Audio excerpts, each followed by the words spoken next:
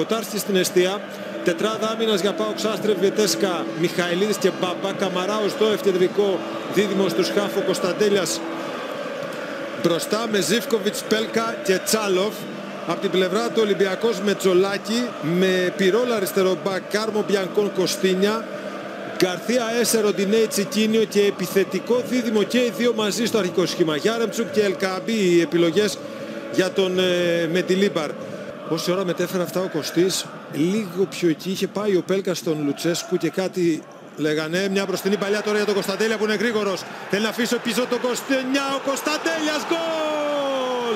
1-0 γρήγορο, 1-0 από τον πιο φορμαρισμένο του παίκτη στο τελευταίο χρονικό διάστημα, τον Κωνσταντέλια, που έρχεται με φόρα από τα παιχνίδια της Εθνικής αλλά και την προηγούμενη αγωνιστική με τον ΠΑΟΚ απέναντι στην ΑΕΚ, και είναι αυτός που σκοράρει νωρίς πριν τη συμπλήρωση 5 λεπτού. Πανηγυρίζει με την καρδιά του, και εδώ λίγο πριν τι έγινε, ο Κωστίνια προσπάθησε να βγάλει από την πορεία του Κωνσταντέλια χωρίς να τα καταφέρει. Ο Πορτογάλος Κωνσταντέλιας έμεινε όρθιος, πλάσαρε με το αριστερό στην έξοδο του Τζολάκη για το 1-0.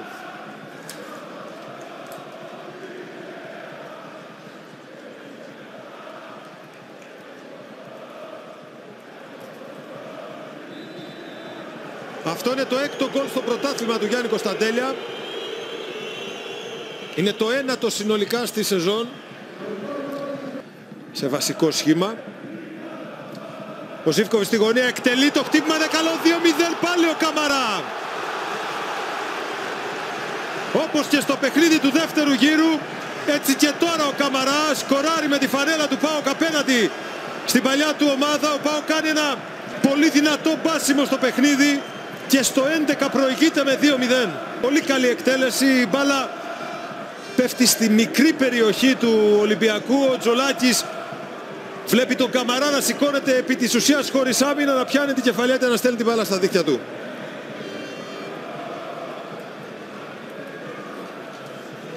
Θέλετε με τη συμπλήρωση τετάρτου για ζέσταμα. Πέλκα στο φάουλ απέναντι, δεύτερο δοκάρι, Μιχαηλίδης προωθημένος, μία ακόμη κεφαλιά, ο Καμαρά, ο Τζολάκης κινείται προς την πορεία της μπάλας, out.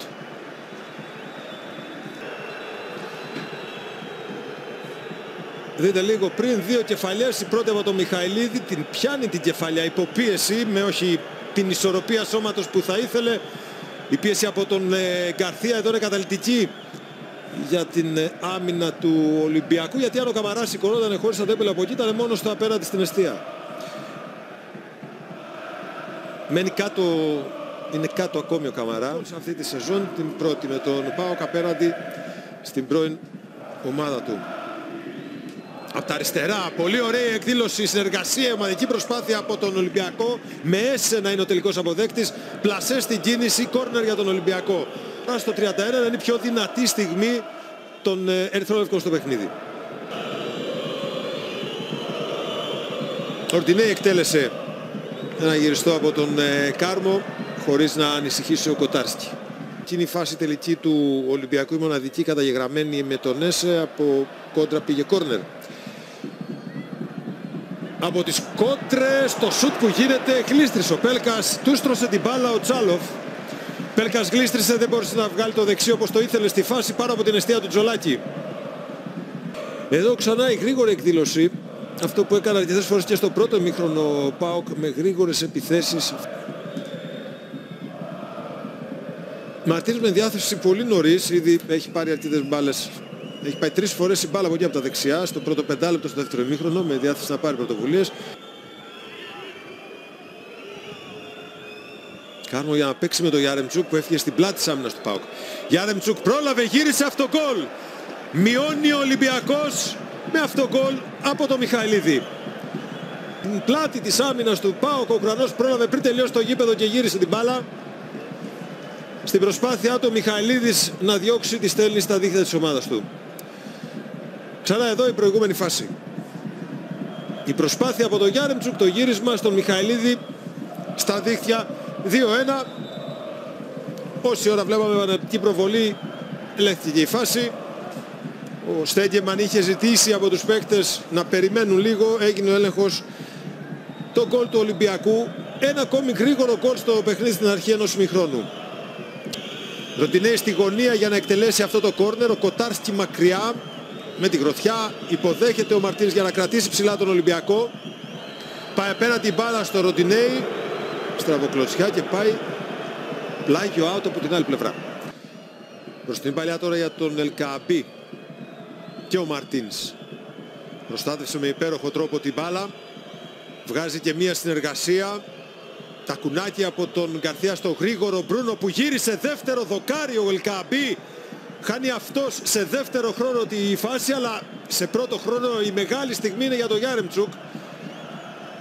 Δείτε εδώ από τη σέντρα του Μπρούνο και με εξουδετερωμένο τον Κοτάρσκι ο Γιάρεμτσουκ δεν βρίσκει την μπάλα που περνάει και πηγαίνει μετά στον Ελκαμπή. Η ευκαιρία του Ολυμπιακού για να βρει γκολ απάντησης ολοκληρωτικής πια με γκολ ισοφάρισης σε αυτή τη φάση από την πολύ ωραία προσπάθεια, ομαδική συνεργασία με κινητήριο μοχλό και το πως έφτιαξε τη φάση του Ελκαμπή να μην μπορούν εύκολα να υπολογίσουν πού θα πάει. Εν τέλει Βιετέσκα βγαίνει κερδισμένος από τις μονομαχίες και ο ΠΑΟΚ έχει υπεραριθμία από την αριστερή πλευρά με Κωνσταντέλια και Πέλκα. Η προσπάθεια του Κωνσταντέλια δεν βγήκε η συνεργασία με τον Πέλκα, δεν βγήκε κάνει πάσα στον Πέλκα. Εδώ ο Πέλκα ζητάει από τον Κωνσταντέλια. Ο Κωνσταντέλιας κινήθηκε αρκετή κάποια δευτερόλεπτα ψάχνοντας να βρει από πού να φύγει στην πλάτη της άμυνας. Ο Γιάρεμτσουκ έχει την μπάλα μπροστά, τον κυνηγάει ο Μπάμπα. Ο Γιάρεμτσουκ πέφτει στην περιοχή. Είναι κόκκινη κάρτα στον Καμαρά. Είναι έξω από την περιοχή. Για να δούμε. Ο Μπάμπα κυνηγάει το Γιάρεμτσουκ. Ο Καμαρά μπαίνει στη μονομαχία. Εδώ ξανά. Ο Καμαρά είναι αυτός που κάνει το φάουλ. Έξω από την περιοχή η παράβαση. Κόκκινη κάρτα. Κόρνερ στη γωνία ο Ροντινέη. Εκτελεί ο Ροντινέη. Διώχνει ο Μπάμπα. Κατεβάζει ο Μαρτίνς με το αριστερό χωρίς καλό σημάδι μακριά από την εστία. Δότανε μέχρι το 75. Για να δούμε από τον Λουτσέσκου τώρα η επόμενη κίνηση. Θα πάμε στον Κωστή Μποτσαρή.